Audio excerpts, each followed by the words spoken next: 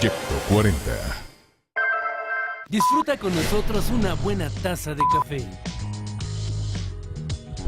Uno casi puede predecir que va a aumentar en los homicidios y la violencia.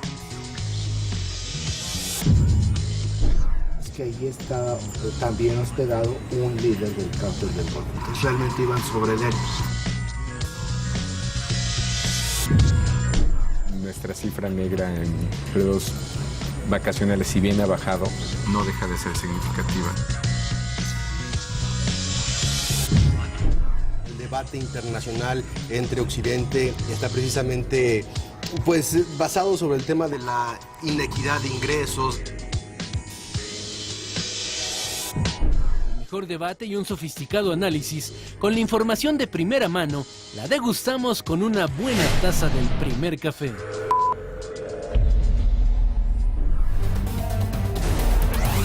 Detienen en Arteaga, Michoacán, a presunto hijo de la tuta. Rinde protesta nuevo gobernador en Michoacán. Protesto guardar y hacer guardar la Constitución política de los Estados Unidos mexicanos, la particular del Estado y las leyes que de ambas emanen. Mauricio López es el nuevo dirigente del PRI en el Distrito Federal. Sé que nuestra historia reciente no ha sido fácil, que hay enojo y desencanto. Sé que juntos vamos a superar esta etapa porque el PRI es un partido que ha sabido convertir los desafíos en oportunidad. Médicos realizan marchas en varias ciudades del país. Yihadistas continúan su avance por Irak. Ya controlan la frontera con Siria y Jordania. Miembros del Boko Haram vuelven a atacar el norte de Nigeria. ¿Qué tal? Muy buenos días. Bienvenidos al Primer Café. Yo soy Ana María Salazar, Raimundo Riva Palacio, Paco Abundis. Buenos días. Está muy lluviosa mañana en la Ciudad de México. ¿Cómo están? De pronóstico lluvioso. De pronóstico lluvioso. De pronóstico el juego México. Ese es de pronóstico reservado. Ese es de pronóstico reservado. Raimundo, ya ves, amaneció medio pesimista aquí nuestro colega. No, amaneció muy preciso. ¿Ah, sí? Sí, el clima es pronóstico, el juego es de pronóstico reservado porque no sabe qué es lo que va a pasar, pero sí la policía ya tiene un dispositivo para cuidar las alas del Ángel de la Independencia, no vaya a ser que sí clasifique México. Fíjate que el partido México-Croacia, que es una previa, ocupa 23% del pay informativo que nos da la agencia Intélite. 23%. ¿Qué va a pasar mañana? Es una previa, es típico de los lunes, ¿verdad?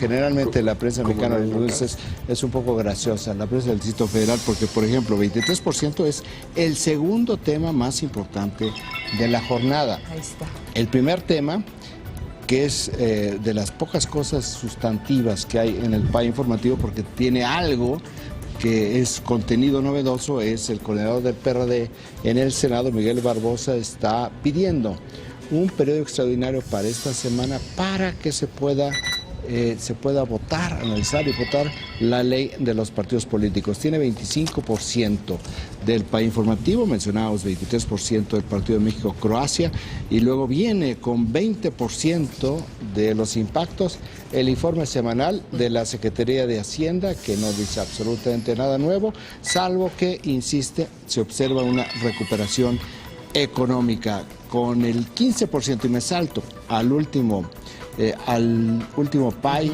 bueno, al último segmento de este PAI, ¿no? Sí. Porque está vinculado, es otra, de nuevo, dicho sobre hechos.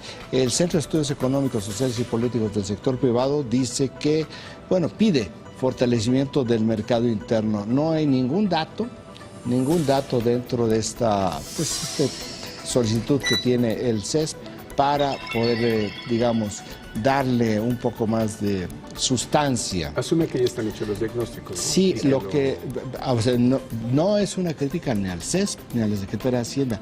Me sorprende que los medios reproduzcan simplemente retórica. Sí. Y, por ejemplo, tienen 17% de los impactos, que es el penúltimo tema de este PAI de cinco subtemas. Una vez más, el semanario de la doctrina de la fe, que es el vocero de la arquidiócesis de la Ciudad de México, dice contra el gobierno federal, porque es sistemático su crítica al gobierno federal, que esto de del fiscal anticorrupción es pura demagogia electorera, y acusó a la Secretaría de la Función Pública de solapar actos ilegales. Hay que decir que el Semanario de la Fe, de manera normal, tampoco porta datos. Sí. Pero el Semanario de la Fe tiene un papel muy importante porque es el vocero de la jerarquía de la Iglesia Católica y prácticamente cada domingo hace una crítica muy fuerte del gobierno federal por cualquier cosa. Sí. Tengo que confesar que este fin de semana yo me confundí y entre que excomulgaron a los mafiosos y estas declaraciones yo no sabía quién había dicho qué. Pues tenemos este país, ambos eran igual de fuertes. Este país informativo que no tiene mucha sustancia. No. En realidad es un típico lunes, arranque de semana. Se extraña el diputado Manuel Fabio Beltrones, que siempre emite un comunicado los domingos. Bueno, pues ahora no tuvo ninguno y por eso no se refleja en el país, para todos aquellos que lo puedan extrañar, ¿verdad? Pero de esto se trata el país informativo. Hay algo que no está registrado, que sí me parece que es muy importante, que fue la marcha de médicos.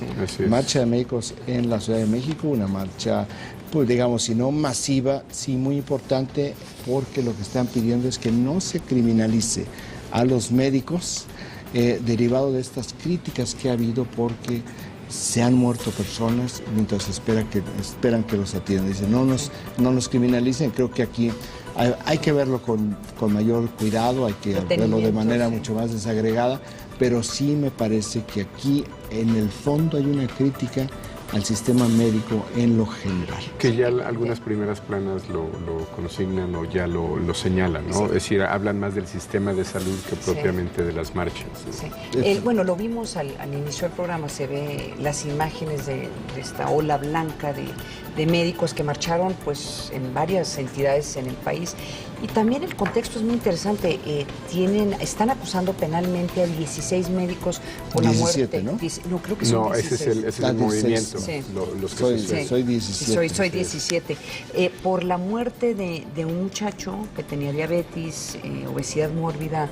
O sea, un muchacho que ya venía con problemas bastante serios. Lo que a mí me parece interesante es 16 médicos. Una acusación penal contra 16 médicos se me hace también ya un problema.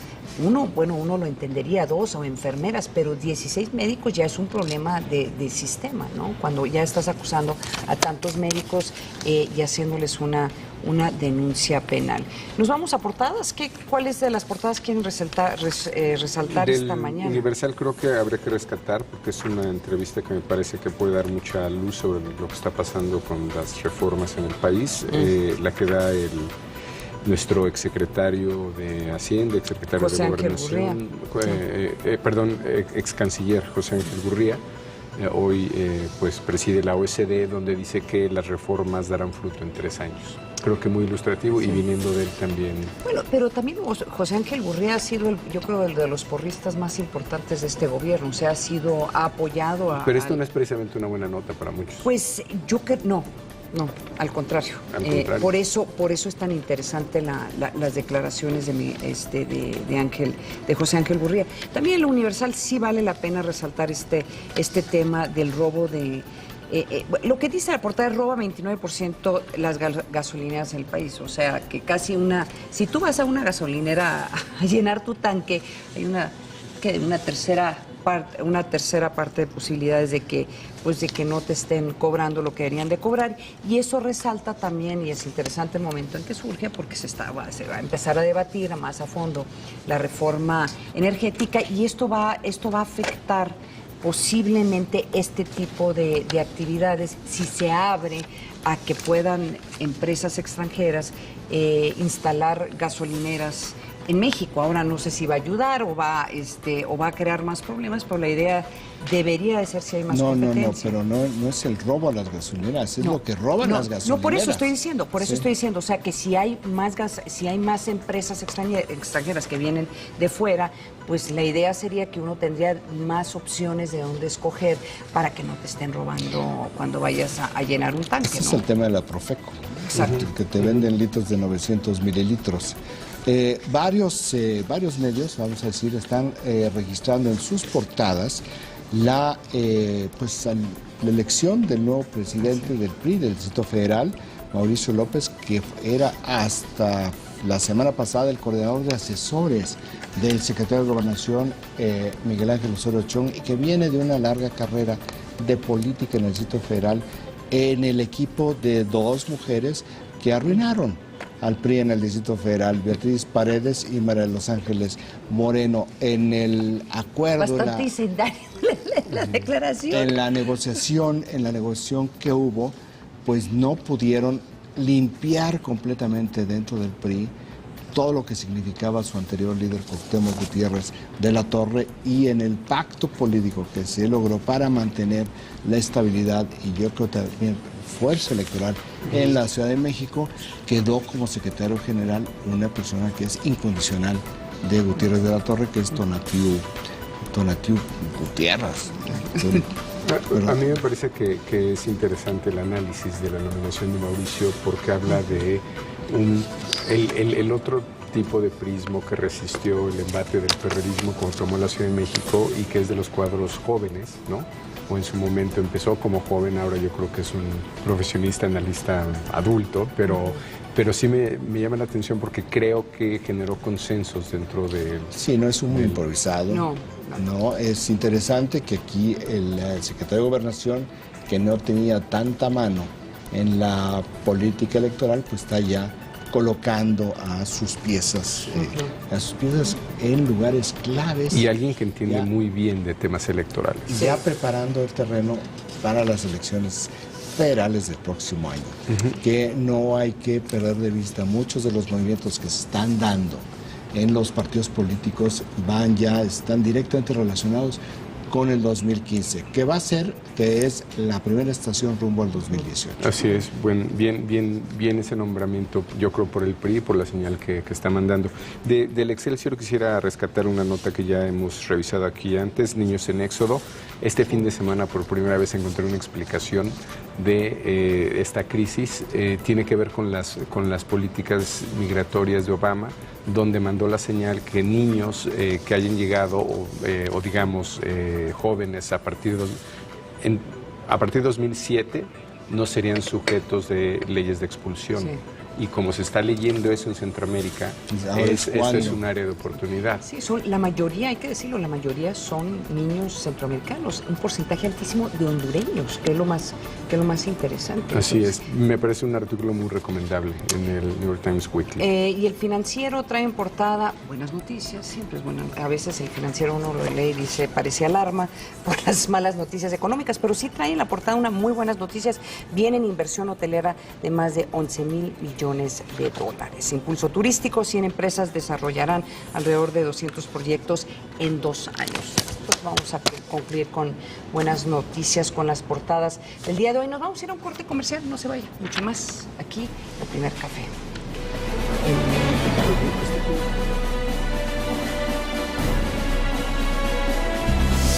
Esta semana en su revista Cambio, Zacatecas sin rumbo. A pesar de ser un estado con gran potencial económico, el gobernador Miguel Alonso Reyes ha integrado un gabinete de amigos que mantiene a la entidad paralizada.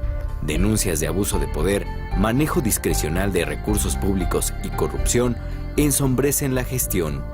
Recuerde, busque su revista Cambio.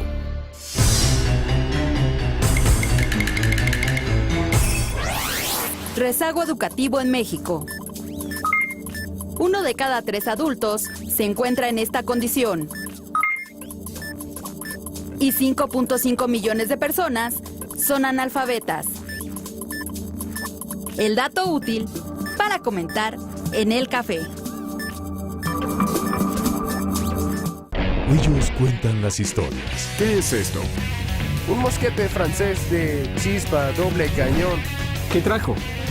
Mi colección de dispensadores PES para venderla. Tengo una moneda de 1932. Está en muy buen estado. Ellos ponen el precio a esas historias. Solo puedo darte $1,000. Te daré 5,000. Te puedo ofrecer 8,000. Está bien, me voy a arriesgar. Le doy $200. Bien, se lo agradezco. El precio de la historia. Jueves 22 horas. Proyecto 40. Las empresas pequeñas, medianas y grandes, como la de Lucía, generan 9 de cada 10 empleos. Y también bienestar para nuestros empleados, proveedores y todos los involucrados. Solo las empresas formales, grandes, medianas y pequeñas, pueden generar el crecimiento y bienestar que necesitamos. Consejo de la Comunicación, voz de las empresas. En la batalla por el poder, todo, pero absolutamente todo, es personal. Lunes a viernes 21 horas. Proyecto 40. El otro equipo quiere vender nuestro petróleo, pero nuestro equipo lucha por defenderlo. La reforma energética de Peña Nieto no es un hecho. Exijamos la consulta popular. Hagamos equipo para defender lo que es nuestro. Estamos a tiempo. Firma por México. Tu firma vale. PRD. Todos los días suceden acontecimientos que cambian el rumbo de nuestro país. Infórmate de lunes a viernes a las 18:30 horas en Informativo 40 con Lili Telles, Horacio Villalobos, líder y noble, Pilar Bolívar, leal y convincente, Mauricio Valle, elegante y caballeroso. Ellos son los 3 mosqueteros del espectáculo y están en Proyecto 40 para defender a capa y espada lo más rescatable de lo que circula en el mundo de la farándula. Farándula 40, miércoles 22 horas. Proyecto 40.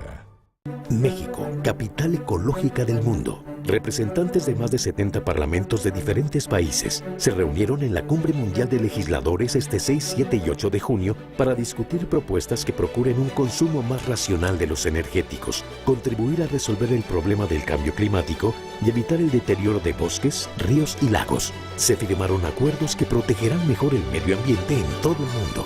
Cámara de Diputados, Senado de la República, 62ª legislatura. ¿Qué convierte a un deportista mejor que otro? Fútbol 360. Jueves 17:30 horas. Proyecto 40. Chiapas nos une su grandeza, nos une los colores del plumaje del quetzal. Chiapas nos une nuestras lenguas, nos une que en el viento se respira hermandad, hermandad.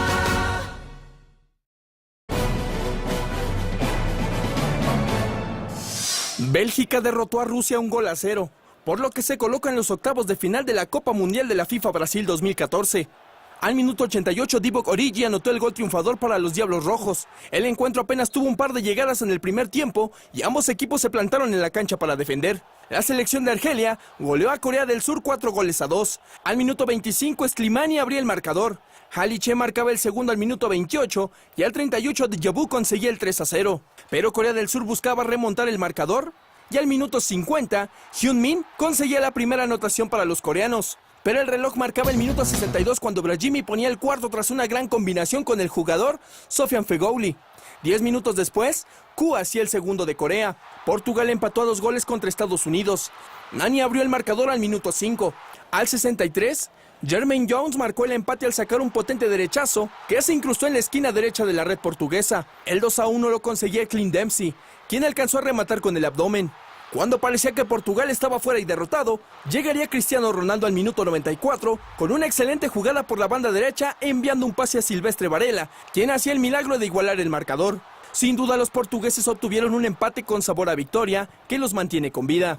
El sábado Argentina venció 1-0 a la selección de Irán. La figura del encuentro fue el portero argentino Sergio Romero, ya que evitó la caída de goles en 3 ocasiones.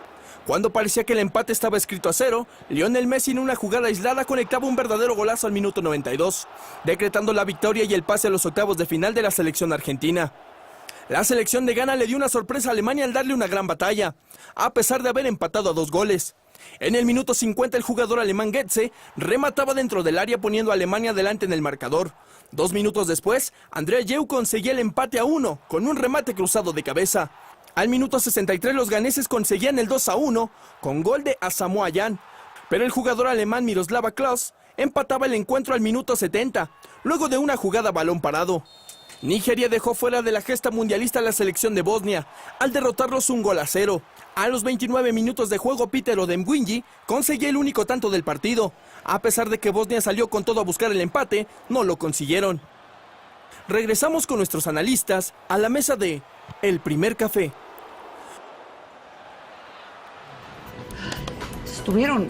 Fue un buen fin de semana para estar viendo juegos. Es el de Estados Unidos, Portugal. Voy a ir a comer hamburguesas y ver el juego. Y sabes que se fue el cable 3 minutos antes de acabar el juego. Entonces mucha gente salió pensando que había ganado Estados Unidos y trácatelas. Es muy interesante la manera como se está procesando en el mundo.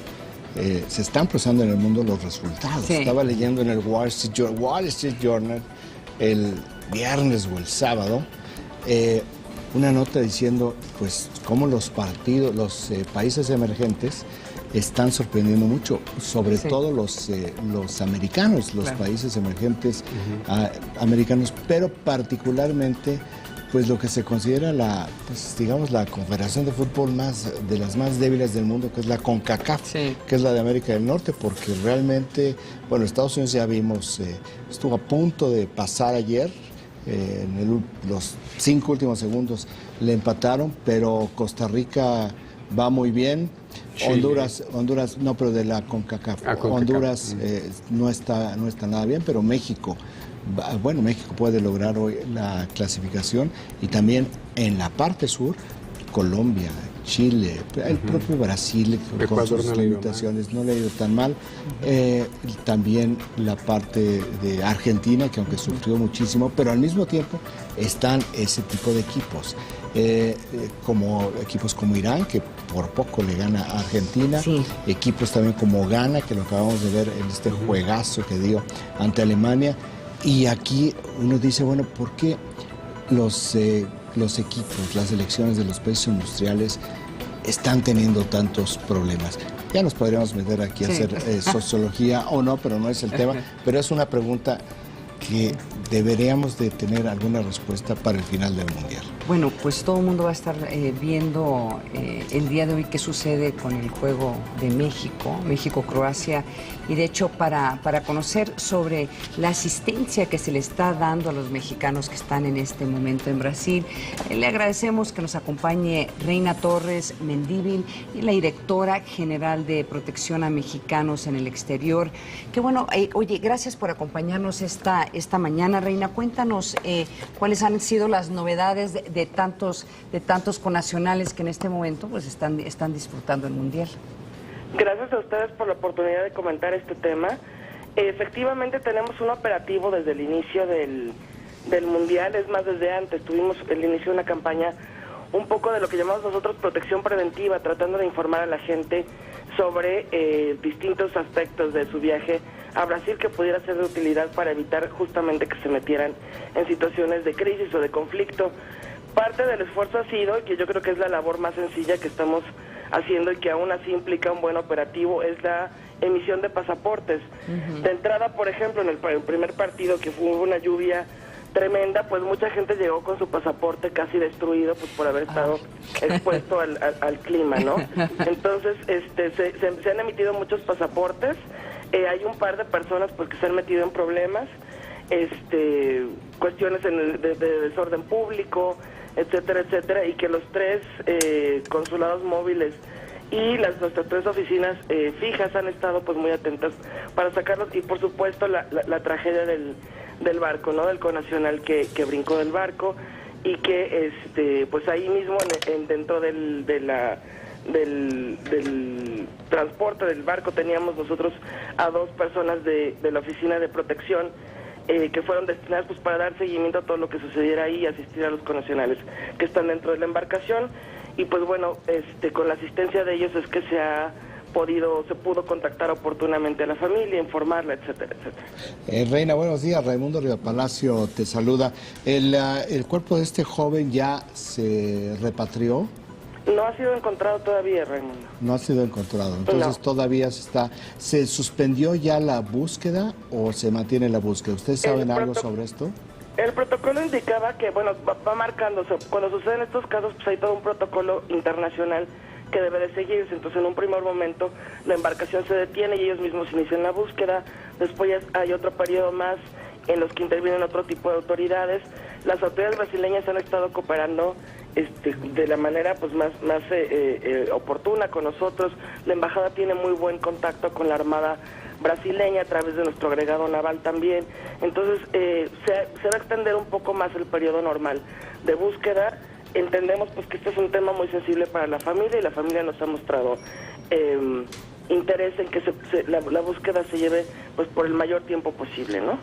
Reina, el mayor tiempo posible, ¿cuánto es de acuerdo con las autoridades brasileñas? Hay un primer momento que son 5 días y después se extendería unos días más, justamente como, pues ahora sí que como deferencia hacia México, hacia la familia, y, en fin, o sea, a partir de estos contactos, pero ya sale fuera de los protocolos. Sí. Es la primera vez que la Secretaría de Relaciones Exteriores en un campeonato del mundo hace este tipo de esfuerzo para la protección de los mexicanos, o ya se había dado en Sudáfrica o en campeonatos del mundo previos. Ya se había dado en campeonatos del mundo previos, con incidentes también menores, haciendo un análisis y justamente por decisión del propio canciller y previendo el número tan grande de mexicanos que estarían en Brasil. Estamos hablando de cerca de 50,000, que es la aproximación a la que llegamos. Pues fue que se decidió hacer este operativo. El propio canciller insistió en que se cubriera el mayor espacio geográfico posible con un número fuerte de personas enviadas pues para que cubrieran esta tarea, ¿no? Ahora, tenemos una buena historia de vergüenzas en otros países, ¿verdad? De acuerdo con la experiencia de la Cancillería, ¿han sido menores o el número de incidentes de mexicanos totalmente, pues, digamos, delitos que se pueden tipificar dentro del fuero común, o ha habido un mejor comportamiento de los mexicanos en esta ocasión, o peor? Todos recordamos con mucha pena ese incidente al que te refieres. Fíjate que es distinto. O sea, el incidente es el de Francia, ¿verdad? Así es, apagando así la es. llama en honor al soldado desconocido. Así es. Pasa aquí un fenómeno distinto, y es por eso que hacemos mucho énfasis en el tema de la protección preventiva, y no solo para este tipo de eventos mayores, sino en general. La gente está viajando mucho más. Entonces queremos generar un poco, parte de nuestro esfuerzo es generar conciencia sobre el viajar de manera responsable. Entonces hemos iniciado una campaña en la que estamos pidiéndole a la gente, desde que saque su seguro médico, y no viaje así nada más, porque uno nunca sabe lo que puede pasar ya que están en el exterior, ¿no? Que tengan en orden sus papeles, su pasaporte, sobre todo que visiten la guía del viajero, que es de verdad un esfuerzo enorme que hemos hecho con todas nuestras embajadas y consulados, para poner toda la información que sea necesaria y útil para el viajero en la página web. Entonces están cuestiones muy sutiles, desde usos y costumbres, cuestiones legales, por ejemplo, en los países que se visitan. Está una sección muy interesante de romances internacionales, ¿no? Para que la gente sepa, bueno, pues que hay leyes distintas y que el matrimonio o la forma de establecer una relación con otra persona es distinta. O se ve distinto culturalmente en algunos países, ¿no? También tenemos una alianza muy importante con la Clínica del Viajero de la UNAM para pues estar poniendo alertas en cuanto hay epidemias o cuestiones de esta naturaleza, y que se registren en nuestro sistema de registro de personas en el extranjero, el CIRME, que también está a través de nuestra página web. Todo esto nos permite, pues no solo en el caso de Brasil, sino por ejemplo el caso del reciente temblor en Chile, o alguna otra cuestión, por ejemplo en Egipto, política, ¿no? Nos permite tener acceso a la gente que está afuera y pues estarla alertando y estar conscientes de dónde están, que ellos puedan pedir ayuda, acercarse a embajadas y consulados, y todo esto va en camino hacia lo que te decía, promover esta cultura del viajero responsable. Directora Reina Torres, Francisco Abundis, yo creo que una de las funciones básicas de la Cancillería ciertamente es la protección de mexicanos en el extranjero, aunque sea circunstancial. ¿Esto está resultando oneroso o es un apoyo más bien logístico, que yo creo que con ese es mucha la contribución? Y lo otro sería, hace un momento te referiste a este control que hay en temas de salud pública. Sé que hay un operativo específico de los mexicanos que van a regresar, tanto en los estados. Sé que es local, pero no sé si ustedes van a intervenir en parte de ese control, que me parece una tarea también relevante, dado que pues tenemos padecimientos muy distintos en un lugar como Brasil y en México. Pues mira, es un tema interesante el que planteas, o sea, ¿qué tantos recursos pues, públicos se invierten en este tipo de cosas, no? A mí me parece que es más importante invertirlos en una buena campaña de prevención, de protección preventiva, como te decía, alertando a la gente, informando a la gente, que a lo mejor en cuestiones que nos han planteado, por ejemplo, algunos connacionales que sufren un accidente en Europa y quieren que les paguemos una ambulancia aérea regresándolos, pues cosa que está fuera de todo, pues sí, de todo cuestionamiento, ¿no? Cuando hablamos que una ambulancia aérea pues son 150,000 euros, pues no, o sea, ahí te da un poco la noción de lo que puede llegar a costar enfermarte cuando estás afuera. Y yo creo que todos, precisamente cuando sales de turista y sales a una cuestión privada, pues tienes que hacerte responsable de esa decisión que tomas de salir de tu país, ¿no? Entonces, esa es la intención es que nuestra gente vaya muy bien informada. Estos casos de protección son completamente distintos a los que tenemos en Estados Unidos, que esos son de otra naturaleza, ¿no? Cuando defiendes si hay una persona pues que sufre a lo mejor algún tipo de abuso por parte de alguna autoridad, pues es distinto el tono que se le da y eso está muy claro en nuestra guía. Las cosas que sí podemos hacer por la gente y las cosas que no podemos hacer por la gente. No podemos pagar una fianza, por ejemplo, para sacarlos de la cárcel, o necesariamente pagarles un abogado cuando pues, ellos han infringido la ley del país que están visitando, ¿no? Entonces, eso hace toda la diferencia. Y respecto a esta cuestión de salud, nosotros no intervenimos directamente, pero sí, como comentaba, tenemos esta alianza con la Clínica del Viajero de la UNAM, y ellos son parte de lo que hacen, el estar monitoreando a la gente que regresa, sobre todo cuando vienen de lugares donde hay algún tipo de alerta epidemiológica, ¿no? Una última pregunta, Reina. ¿Tenemos datos específicos hasta el momento de cuántos mexicanos han detenido? ¿O tienen ustedes ese dato que hayan sido arrestados por algún mal comportamiento?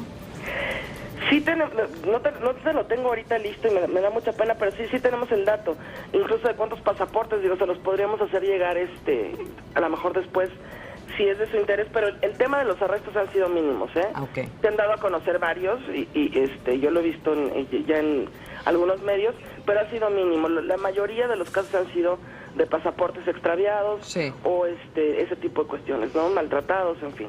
Me imagino que están haciendo un llamado a todos los mexicanos que de pasar México o de ganar México el día de hoy o de empatar, pues ya me imagino cómo van a ser las celebraciones. Pues sí, eso es que estén atentos, se vale celebrar, pero hay que estar atentos a las leyes locales del país que se está visitando, ¿no? Y si no, pues ahora sí que las consecuencias son, las tienen que pagar después. Evidentemente, como te decía, los casos de las personas que han arrestado por ahí, pues ellos mismos han tenido que pagar sus fianzas. Los hemos asistido, pero como te decía yo, nosotros no pagamos fianzas por desorden público. Vamos, o sea, hay ciertos límites que tenemos. Entonces, pues la gente más vale que celebre y que celebre respetuosamente, ¿no? Bueno, pues muchísimas gracias, Reina, por acompañarnos esta mañana aquí en el Primer Café. Al contrario, muchas gracias a ustedes. Reina Torres Mendívil es la directora general de Protección a Mexicanos en el Exterior. Saben que estaba leyendo un dato, y este dato se refleja más en Estados Unidos porque casi no lo he escuchado, que hay preocupación de que las personas que regresen de Brasil a Estados Unidos vengan contagiados de Chagas, que es una enfermedad que ha estado empezándose a contagiar más y más en el Caribe, y entonces están empezando en los mismos aeropuertos, varios aeropuertos de Estados Unidos, en varias ciudades, pues poner en alerta a los médicos ante esa Me imagino posibilidad. Que son mucho más sensibles en Estados Unidos. Esta semana, se conmemora pues ya 100 años, ¿no? Del final de la Primera Guerra Mundial, sí, en donde combatieron soldados de Estados Unidos en una guerra en Europa que provocó la muerte de 10 millones de personas, y cuando regresaron, claro, venían infectados con influenza. que provocó una pandemia en el mundo de 50 millones de muertes. Así que yo creo que están un poco más sensibles sobre, sobre este tipo de cosas. Sí, absolutamente. O sea, es la sociedad más aséptica del mundo. Claro. Es decir, cuando tienes menos bichos, eres mucho más propenso a que te agarre cualquiera, ¿verdad? Que aquí tenemos nuestra propia mezcla, ¿no? Pero supongo que la diferencia es la que... Aquí en muchos casos los bichos se mueren en el organismo. Hace que empiecen a funcionar, ¿verdad? Porque, bueno, es que la verdad es que qué bueno que son pocos los incidentes, qué bueno que no han sido tan notorios como el de Francia o en Japón también, ¿no? Claro, sí, claro. Pararon un tren. Pararon un tren bala. Sí. Oigan, hoy es el juego México-Croacia. Se va a definir si vamos a seguir hablando mucho sobre el Mundial en las siguientes semanas, pero les queremos presentar las diferencias que hay en el ámbito deportivo entre México y Croacia. Veamos. Los números para México y Croacia van más allá de la cancha. Con base en el último censo del INEGI, realizado en 2010, en México había 112.336.538 habitantes, más del doble que en Croacia, donde en 2011 el Instituto de Estadística de aquel país reportó 4.284.889 pobladores. El Banco Mundial indicó que en 2012 el Producto Interno Bruto de México fue de $1.178.000 millones, pero en Croacia fue de $59.230 millones. El mismo Banco Mundial también informó que en 2012 la inflación de México fue de 3.6% y la de Croacia alcanzó el 2%.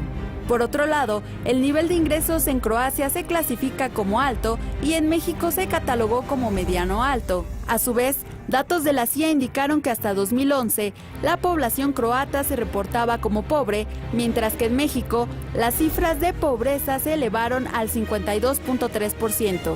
Por último, el Índice de Desarrollo Humano ubica a México en el lugar 61 y a Croacia en el lugar 47. Regresamos con nuestros analistas a la mesa de El Primer Café. Depresión, si uno ve esos datos, pues asumiría que va a ganar Croacia. Pues sí, si tú ves los datos de Ghana contra Alemania, pensarías que Alemania era barrido, ¿verdad? O sea, claro. No, bueno, o sea, es muy interesante para ver los niveles de los partidos. Sí. Croacia es uno de los países, de las regiones que fundaron Yugoslavia hace 100 años, ¿verdad? Sí. Bueno, con la Segunda Guerra Mundial, luego en la Guerra de los Balcanes, pero no nos vayamos a esa parte. Déjame subrayar algo que dijiste. O sea, lo que no dijo esta nota es que en Croacia y Bosnia había una guerra hace, ¿qué? 15 años. Sí, o sea, lo dijiste pero lo voy a subrayar. O sea, considerando eso, pues eso es lo increíble de estos dos países. Pues guerra es la que hicieron ya los croatas desde el fin de semana en las redes sociales contra la selección nacional y bueno, generó un conflicto, una intensidad en las redes sociales con respuestas a los croatas. Estos temperamentos están muy calientes. Nos deberíamos de quejar en la FIFA por bullying. Ahí voy. Una de las grandes expectativas morbosas que se tienen es ¿qué va a hacer la porra de México hoy? Sí, claro. En el estadio del Recife, que es donde juegan. Sí. A propósito de esta observación que está haciendo la FIFA sobre la porra mexicana que acusan de homofóbica. Claro. Este es un gran tema, tú lo mencionabas, Paco. Es un gran tema porque es una expresión homofóbica, sí, de origen, sí es una expresión homofóbica, o diría, en su fraseo, en su intencionalidad inconsciente, es una expresión homofóbica, sí. ¿Se utiliza de manera homofóbica? No. Aquí, un poco, pienso yo, es el doble rasero de la FIFA. Le da la Copa del Mundo, la próxima Copa del Mundo a Rusia, donde hay una política deliberada homofóbica del presidente Vladimir Putin. Entonces, aquí es una expresión... Y luego Qatar. Bueno, Qatar parece ser que ya no va a ir. No, pero imagínate que fuera. ¿No? O sea, ¿cómo son considerados? O sea, como que no tiene autoridad moral para estar diciendo este tipo de cosas. Es Es un poco extraño el por qué la FIFA se metió en este terreno, particularmente porque, como se dice, lengua larga, cola corta. Tú no puedes introducir una llamada de atención y anunciar que vas a investigar cuando tú le diste la Copa del Mundo a un país cuyo gobierno es sistemáticamente denunciado y criticado por sus leyes homofóbicas. Vamos a ver hoy cómo se comporta la porra. No se olviden que a lo mejor en una de estas la porra le va a responder a la FIFA directamente. O sea, ya no. ¿Qué importan los croatas? Vámonos sobre Blatter. Les voy a dedicar una porra también. Nada más. El pueblo de México los saluda. Rasgos de esta discusión que me han sorprendido rápidamente. Todos quienes intervienen en esta discusión, todos son pasionales. O sea, no hay una discusión serena, todo es o a favor o en contra, pero de manera muy, muy pasional. Hay una parte de la discusión que cuestiona el carácter moral de la FIFA, ¿no? Que yo creo que eso no nos sirve mucho, digamos, en la discusión interna, en la de país.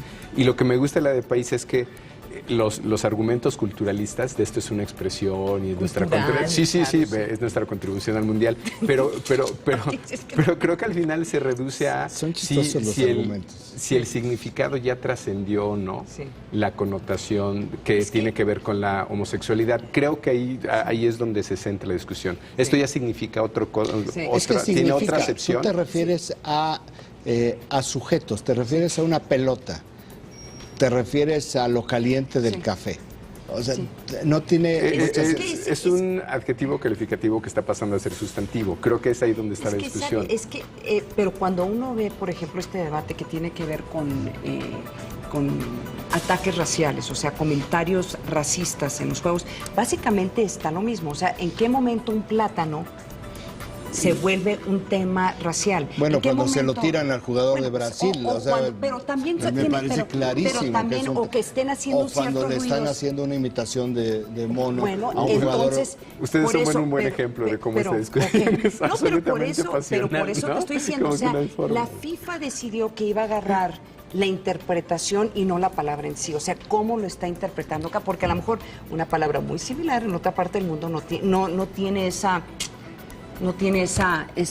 intención. Entonces, bueno, por favor, compórtense. Le pedimos a nuestros que se diviertan mucho, pero sí, compórtense, ¿no? Y si le van a mandar un mensaje, no se lo manden a los jugadores. Me parece muy bien que se lo manden a la FIFA. Sí, que se lo manden a la FIFA. Ahora, van a llegar calientitos en el temperamento por lo que sucedió en redes sociales. Así, claro. Y además, son dos pueblos temperamentales, ¿eh? Entonces, vamos a ver cómo queda el partido y vamos a ver cómo viene el post-partido. Sí. Bueno, y si gana México, peor aún, porque la celebración en México se convierte también en una posibilidad, como hicieron los colombianos tras su gran primer partido. Mira, 3,000 riñas en Bogotá. Sí, no, bueno, estamos recibiendo comentarios por Twitter sobre el grito. No olviden la sentencia de la Suprema Corte de Justicia sobre el lenguaje homofóbico. Esto fue el 15 de marzo. Es cierto, esta palabra en México ya tiene una connotación jurídica. CONAPRED ya se manifestó que también es relevante, ¿no? Sí. Aquí yo creo que ya en análisis sociológico más del que nos toca es si realmente estas expresiones te reafirman una condición homofóbica. Para mí lo de menos es la expresión. Me preocupa que crean que esto va a mejorar o a resolver una condición de esta sociedad que es cierta. Sí. ¿No? Sería la otra discusión. Nos vamos a otro corte, no se vayan.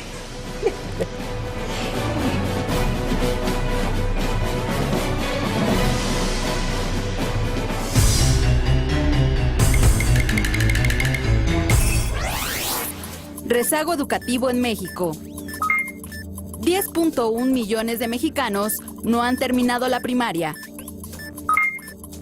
y 16.4 millones no han concluido la secundaria. El dato útil para comentar en el café. La ambición que tiene poder para unir enemigos también puede dividir a la familia. Los Borgia, jueves 22:30 horas. Proyecto 40. Cuídalos con Danonino, porque tiene el doble de calcio de la leche y a diferencia de otros lácteos está fortificado con vitamina D que ayuda a que el calcio se absorba. Con Danonino, juntos los ayudamos a crecer. El panorama informativo desde el ángulo de la opinión y la experiencia. Informativo 40 con Pablo Iriar, lunes a viernes, 14:30 horas. Proyecto 40. Pero para los atorones políticos y sociales, mira, que se atoró la reforma de educación. Tómala. La de Telecom. ¿Que la de Telecom? Bueno, esa sí se atoró. Esa sí está muy atorada. Las finanzas y la economía no deben ser complicadas ni aburridas. Bienvenidos a La Billetera. Lunes 21:45 horas. Proyecto 40.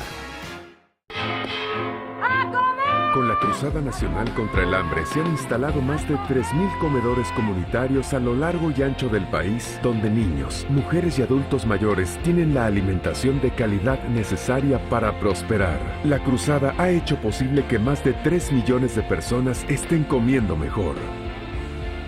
Cruzada Nacional contra el Hambre, un año cumpliendo.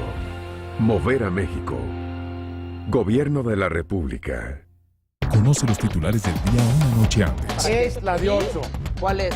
La mía. No, la mía. No, la mía. Jueves, 21:45 horas. Proyecto 40. Este mes en Revista Central, descubre a Luis García detrás del fútbol, esposo y papá amoroso. George Clooney, el soltero más codiciado de Hollywood, y sus 23 mujeres. Héctor Arredondo en el mejor papel de su vida, ser padre. Entra a revistacentral.mx y descarga nuestras apps para iPad y iPod. Revista Central. Cómprala ya. Chiapas nos une su grandeza, nos unen los colores del plumaje del quetzal. Chiapas nos unen nuestras lenguas, nos une que en el viento se respira hermandad, hermandad. Las mejores jugadas, las mejores experiencias, las revivimos en Platicando con Alasraqui, martes 22 horas, Proyecto 40.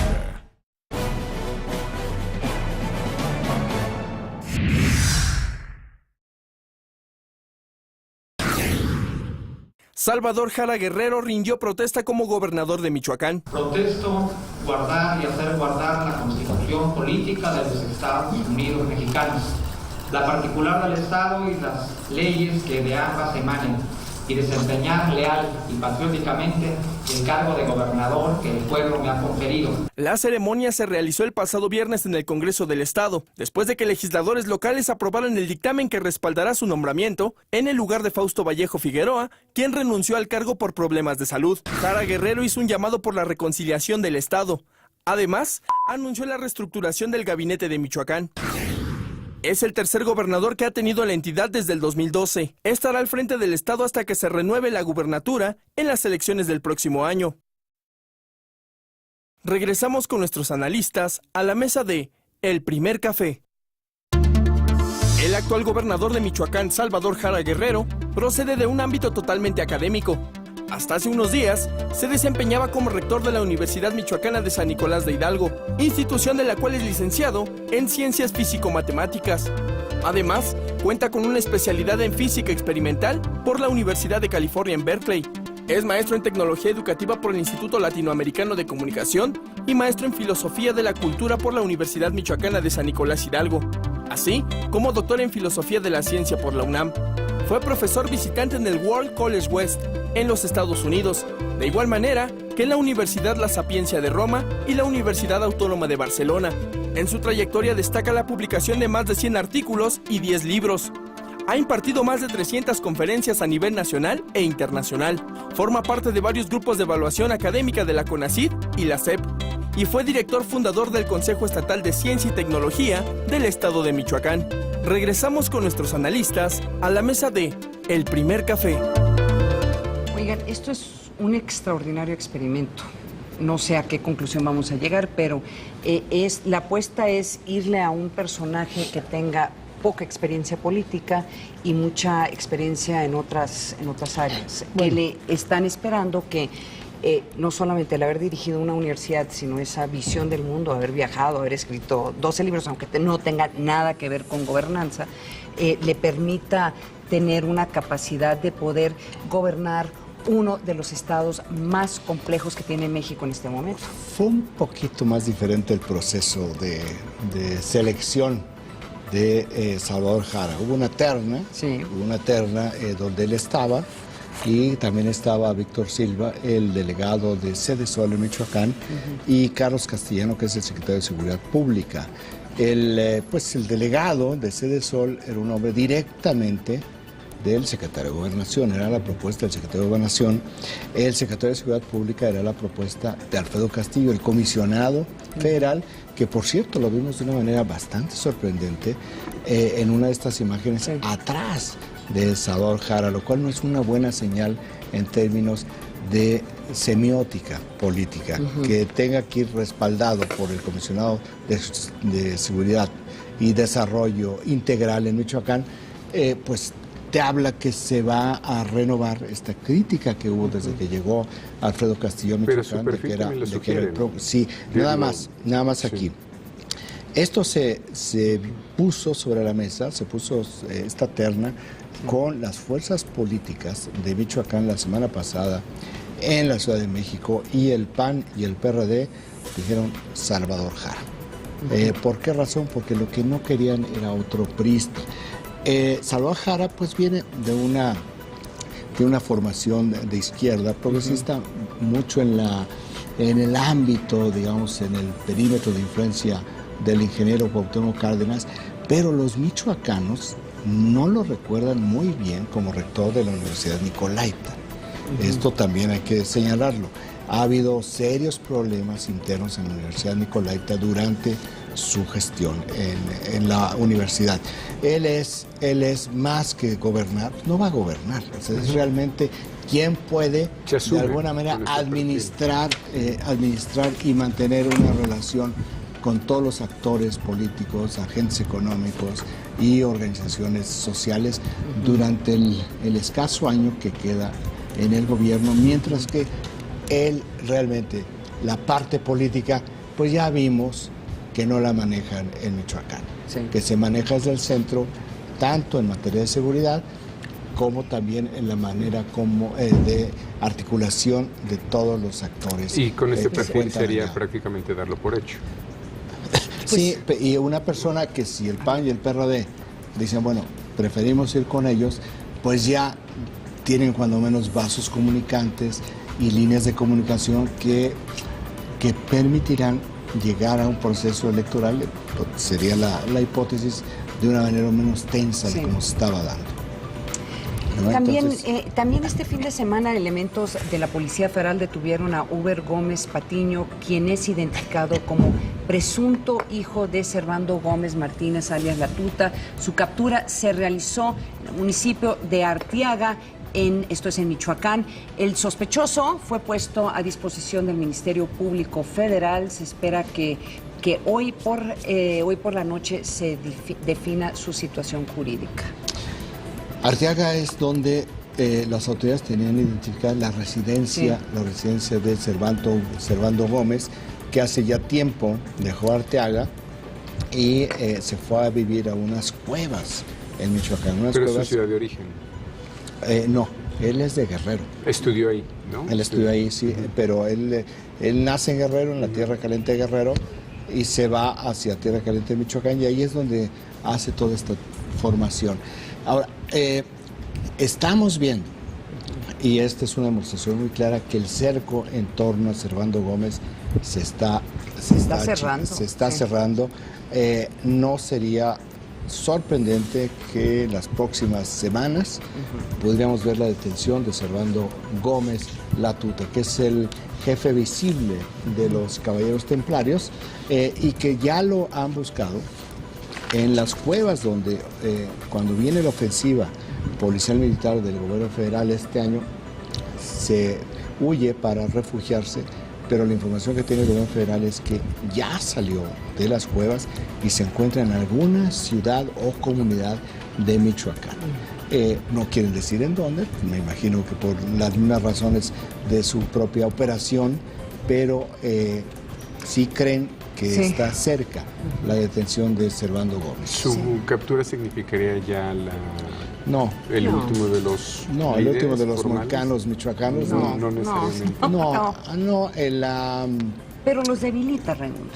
O sea, el que los quiten, por lo menos es un mensaje político contundente de que el Estado, el gobierno federal puede dar resultados y por lo menos los tendría que debilitar. No sabemos porque no hay información precisa de la capacidad de regeneración, de la velocidad que tienen a eso me los refiero, cárteles. el último del el último visible, formal, digamos, visible, el último gran nombre, ¿no? De los, digamos, Servando Gómez ahorita, que es el capo visible de los Caballeros Templarios, era hasta hace un año y medio, número 3 en la estructura de los Caballeros Templarios y de la familia michoacana. La manera como han venido cayendo, tanto en siendo muertos o detenidos, pues lo ha hecho a él la figura más visible, pero además mediáticamente se le considera muy importante porque es el más proclive a los medios de comunicación. Le encantan los reflectores y las cámaras. Fue el primero probablemente, ¿no? Que irrumpió en los medios. Bueno, llamaba a los medios para que lo entrevistaran. Hay una entrevista muy notable hace como 3 años que habló a una televisora en León, Guanajuato,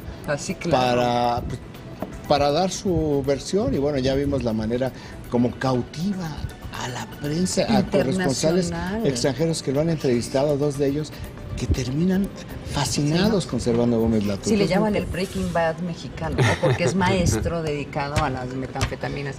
Oigan, hablando de temas internacionales, crece la tensión en Irak, grupos extremistas islámicos ganan posiciones en zonas fronterizas. ¿No lo pusieron como condición las autodefensas? Insurgentes sunitas continúan su avance por Irak y ya tomaron el control de 2 importantes cruces fronterizos en Siria y Jordania. En medio de los combates y bombardeos, el presidente de los Estados Unidos, Barack Obama, alertó que el avance yihadista podría contagiar a los países vecinos. Al mismo tiempo, el secretario de Estado John Kerry, quien se encuentra de visita por la región, hizo un llamado a los iraquíes a enfrentar el terrorismo. En respuesta a estas declaraciones, el líder supremo de Irán, el ayatolá Ali Khamenei, rechazó la intervención por parte de la Unión Americana y de cualquier otro país en territorio árabe. Por otro lado, militantes sunitas entregaron a las autoridades de Kirkuk 15 cadáveres en estado de descomposición. Los cuerpos habían sido colgados en las calles de la ciudad de Basher. Hasta el momento, no se sabe cuáles fueron las causas de la muerte de las víctimas. Desde que inició su ofensiva el 9 de junio pasado, los insurgentes han tomado Mosul, gran parte de la provincia de Nínive, Tikrit y sectores de las provincias de Saladino, Diyala y Kirkuk. Los yihadistas, quienes pretenden crear un Estado islámico en una zona situada entre Irak y Siria, están también implicados en la guerra en el país de Bashar al-Assad. Regresamos con nuestros analistas a la mesa de El Primer Café.